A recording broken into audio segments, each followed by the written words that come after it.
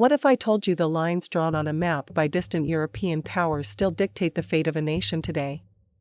That the scars of colonialism aren't just historical footnotes, but living wounds. For decades, the story of Somalia has often been told through headlines of conflict and famine.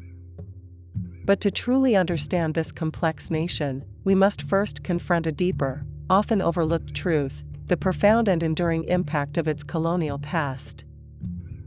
We're not just talking about dates and treaties, we're exploring how two vastly different colonial powers, Italy and Britain, carved up a single people and set the stage for a future fraught with challenges. Imagine the late 19th century.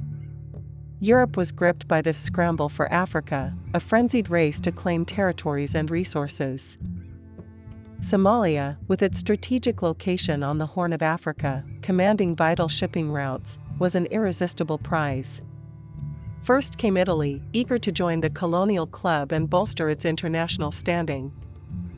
Italian Somaliland, established largely through treaties and military incursions from 1889 onwards, became a primary focus.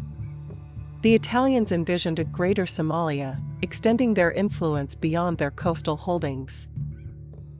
Their rule was often direct, characterized by agricultural exploitation, forced labor, and a heavy-handed administration aimed at extracting resources and projecting power.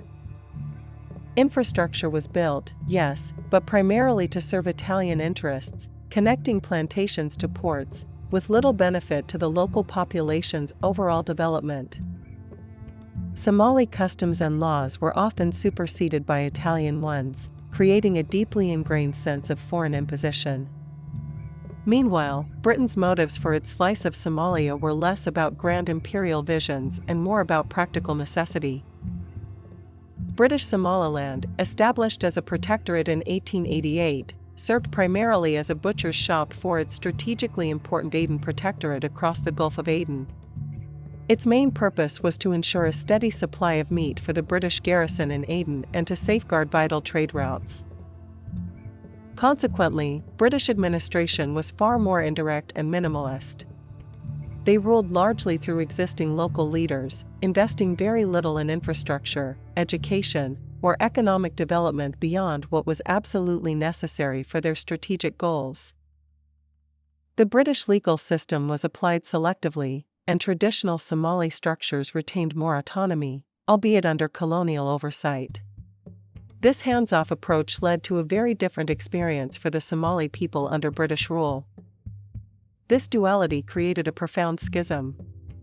On one side, a Somaliland governed by Italian laws, administration, and language, with a more developed, albeit exploitative, cash crop economy. On the other, a British Somaliland with a more traditional, pastoral economy, distinct legal traditions, and less European influence. These two territories developed with different educational systems, different civil services, and even different understandings of governance.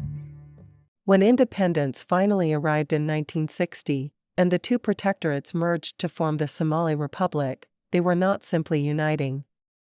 They were attempting to fuse two distinct societies, shaped by fundamentally opposing colonial philosophies. This inherited patchwork of administrative systems, legal frameworks, and even cultural orientations, laid the groundwork for many of the challenges independent Somalia would face. The dream of a unified nation, born from a shared ethnic identity, struggled against the practical realities of colonial legacies that had pulled them in separate directions for generations.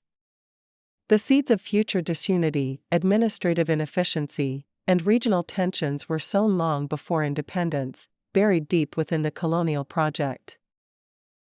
The truth about colonial Somalia isn't just a tale of two European powers, but a crucial lens through which to understand the complex tapestry of modern Somalia.